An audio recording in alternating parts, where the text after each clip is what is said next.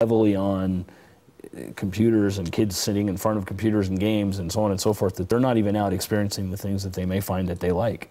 You never know. Yeah, I see it on a regular basis with people that we hire here. They don't know how to do any mechanical skills.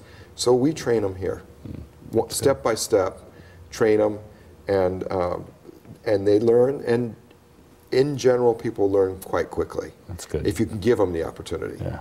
Yeah. And then bring them in and they'll learn. And for example, we'll take in people that have been just released from prison. I don't mind it, not a problem for me. They're used to a regiment and work is a regiment. Yeah. So there's not an issue with that, and we'll train them on what they need to do. They're not going to stay real long, right, but they're very happy to get a job because we're not. They're appreciative too, yeah. Right, we don't discriminate against them at all. Yeah. And the average prisoner is smarter than the average citizen. So it's never an issue about intelligence. It's a matter of things went wrong.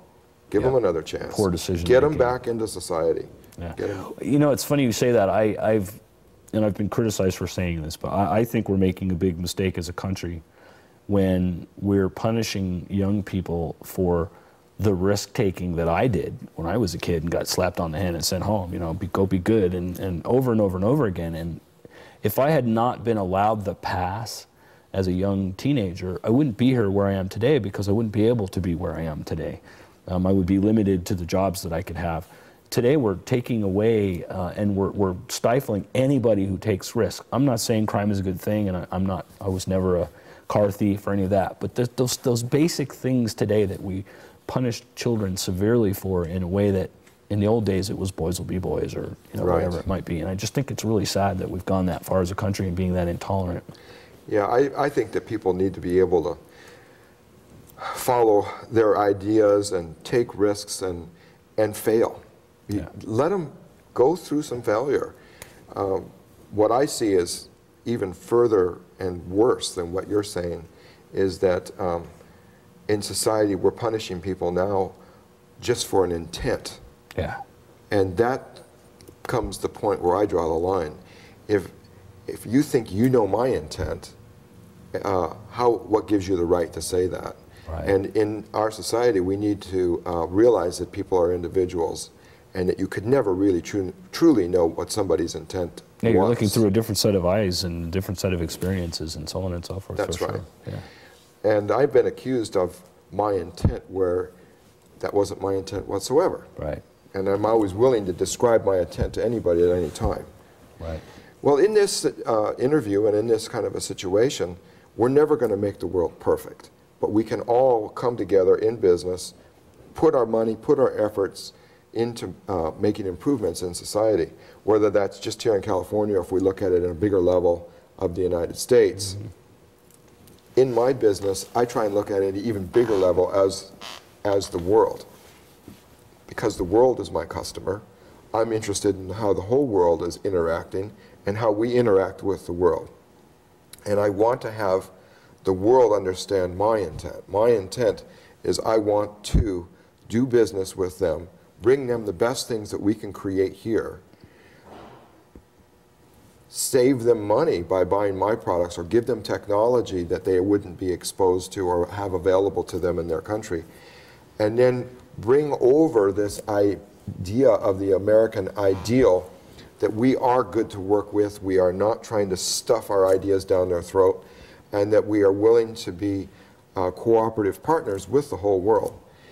If we had that attitude, in general, we wouldn't have these rubs that you see, some of the big problems that are occurring right now, and people spending, or countries spending lots of money to try and destroy somebody else, when that's just a waste on their own economy and their people.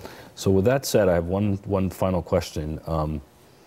I understand that you're in line for a pretty significant award coming up here. Why don't you tell me a little bit about that? Well, thank you. I am in line for this award. I do not have the award at this point. I've made my application, and what this is called the President's E Award.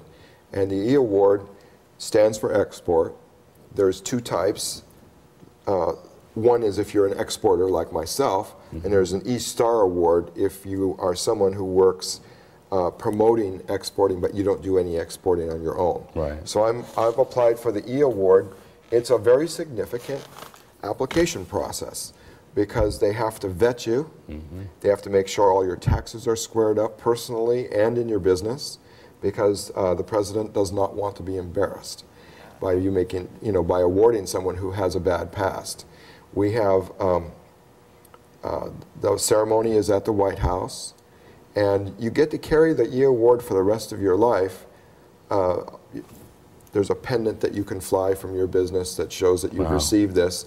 But it also it's a great position to stand on when you're trying to explain to others how to do exporting, when you've won the highest award in the country, one that's presented by the President of the United States. And it's like the old E.F. Hutton, when E.F. Hutton speaks, everybody listens. I don't know if you remember the ad. I mean, it's a very important point. It's a legitimacy for what you've done, and it's evidence that you know what you're talking about. It's somewhat similar to receiving the Malcolm Baldrige Award, right, if you remember that quality award that Cadillac won. Right. And so on that level of receiving that award, I'm intending to use that as a stepping stone, and I'm planning to apply for a position on a TAC, Technical Advisory Committee, where we get to advise the government on how they should set up their rules and regulations for the future.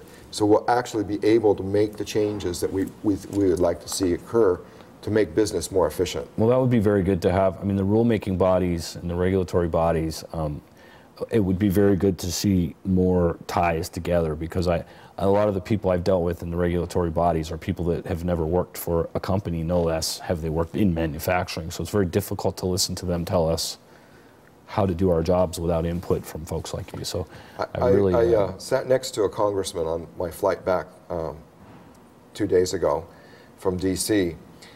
When I did a testimony to a congressional committee there, and the congressman said about these type of people, and he said, they've never signed the front of the check, they've only signed the back. That's something I will walk away with. I want to thank you very much for taking the time to do this interview with me, and I hope that I'm the one who got to do the first interview about this award, and I hope you'll let us know how it went. I sure will. Thank you very much. Thank you. My name is Kevin McDonald, and you've been watching Eye on Business. We've been interviewing Roy Paulson with Paulson Manufacturing.